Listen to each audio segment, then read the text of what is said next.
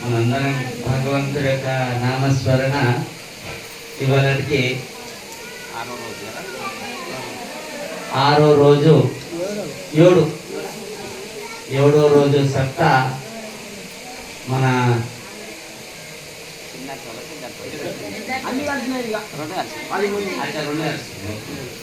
ఆటోలో హరినామస్మరణ మరి నామస్మరణ మనం సప్త భజన మనందరం కూడా పెట్టుకున్నాం.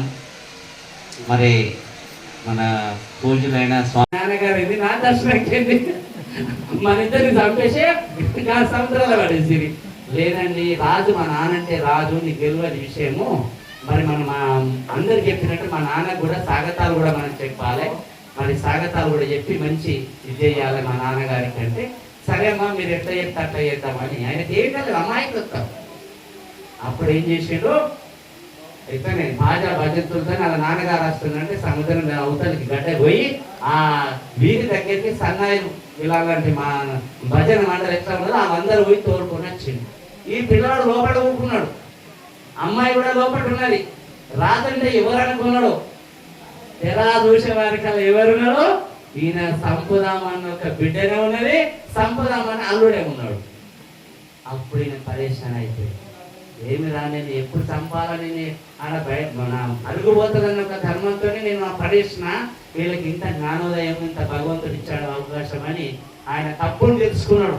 క్షమాపిచ్చం పెట్టిన ఆయన నేను అమ్మాయిని కోరిండు, అమ్మా నేను ఎంతో పాపాత్ముని, మరి కనీసం నేను నోరుతో చెప్పినా నేను కనీసం నేను నిలిచబెట్టలేదు, సీల్ చేసి సముద్రాల పడేసిన భగవంతుడు అనేవాడు ఉంటే ఏదో విధంగా మనకు కాపాడుతాడు.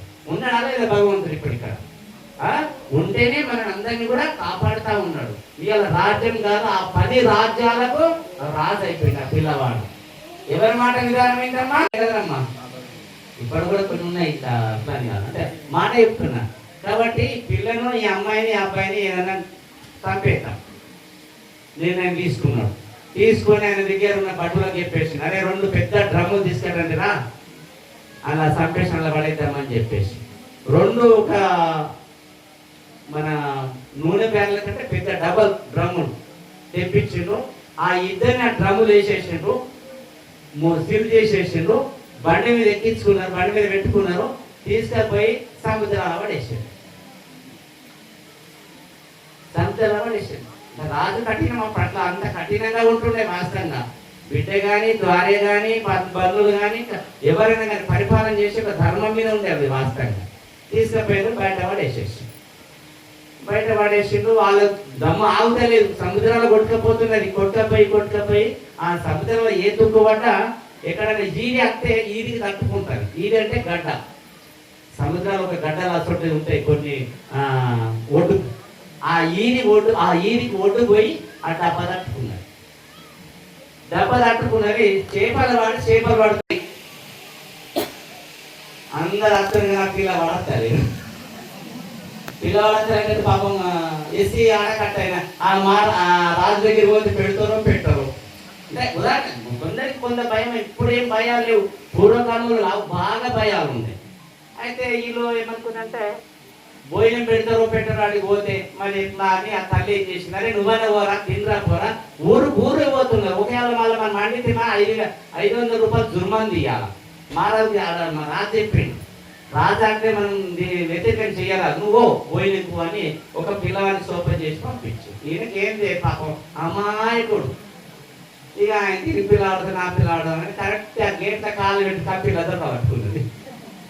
అమ్మాయి చూసా ఈయన ఆయన ఆ ఎంట వచ్చిన పిల్లలు వదిలిపెట్టారు. ఈ కట్టెల మీద ఎక్కిన పిల్లలు లోపల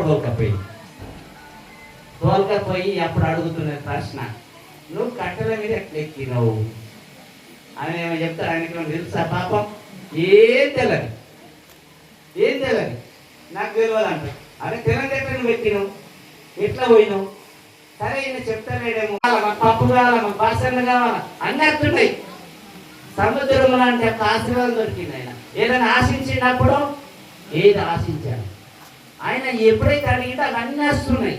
అట్లా మన నిజామాబాద్ జిల్లా మొత్తం భోజనం పెడుతున్నారే. పలాని సముద్రంలో ఒక సాధొచ్చిందట, పలానైనా వచ్చిందట, మనం అందరం పోదాం అని అన్ని సామాన్య ప్రజలు మనలాంటి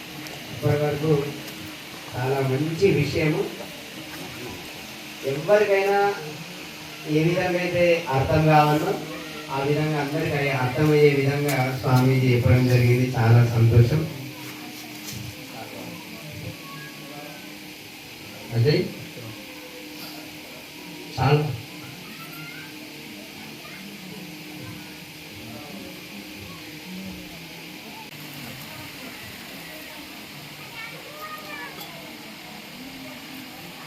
केदारनाथ भगवान की संपदम पार्वती शिव हर हर हर महादेव।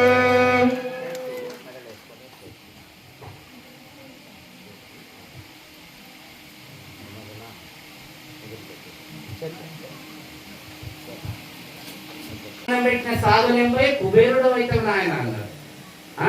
ఎన్నికేళ్ళు వచ్చిన సాధులేంపై మరి నువ్వు ఏదవుతావు ఇస్తామన్నారు.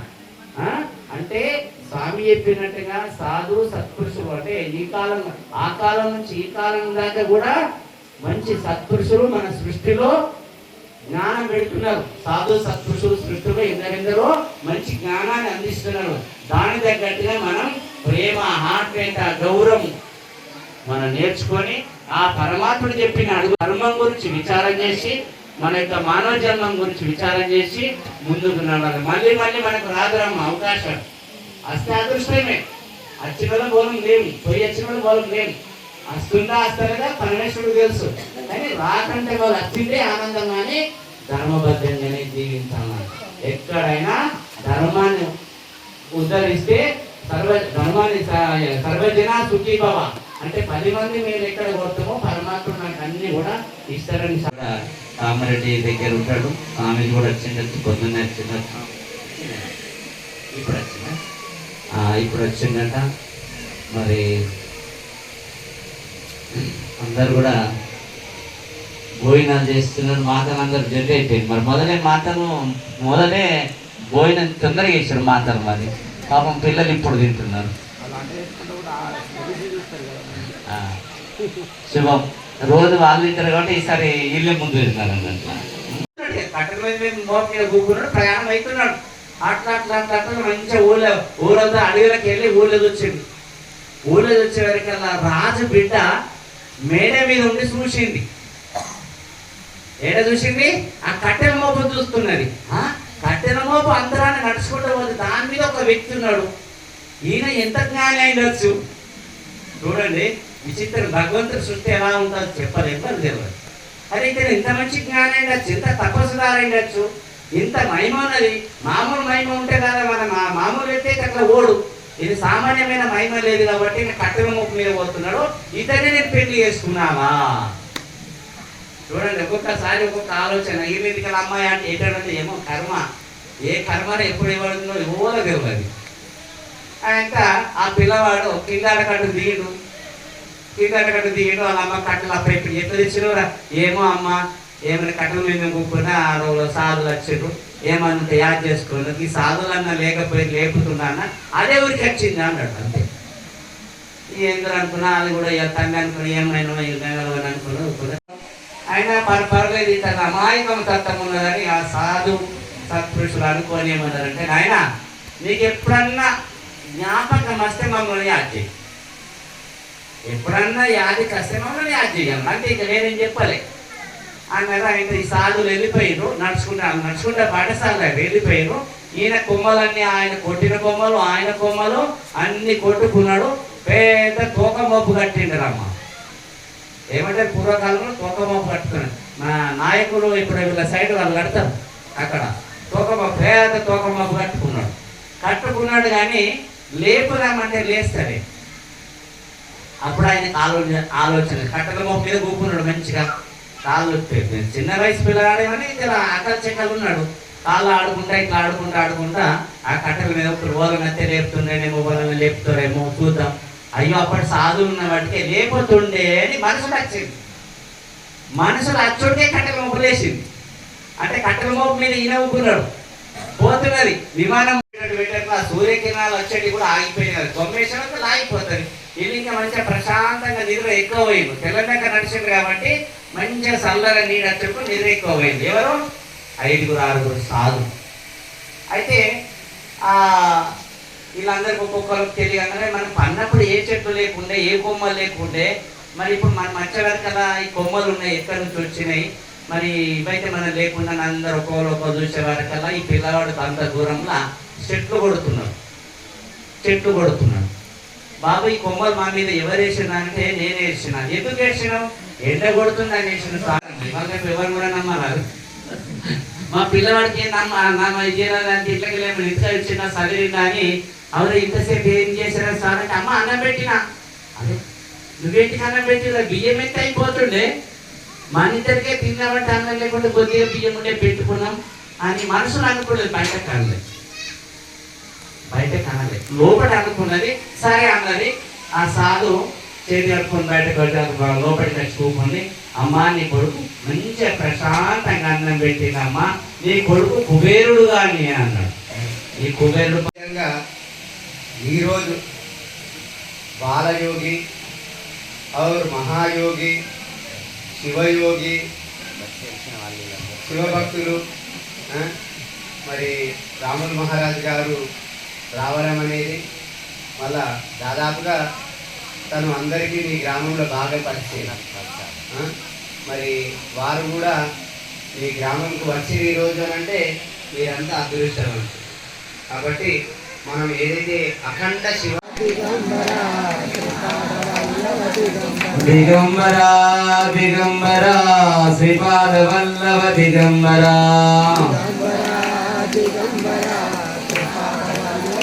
దిగంబరా దిగంబరా శ్రీపాద వల్లభ దిగంబరా దిగంబరా దిగంబరా శ్రీపాద వల్లభ దిగంబరా.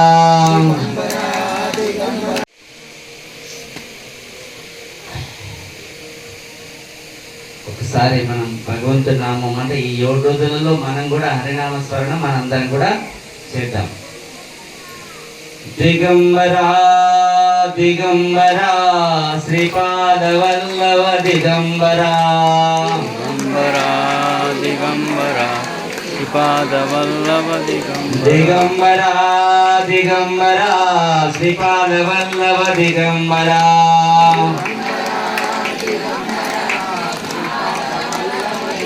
దిగం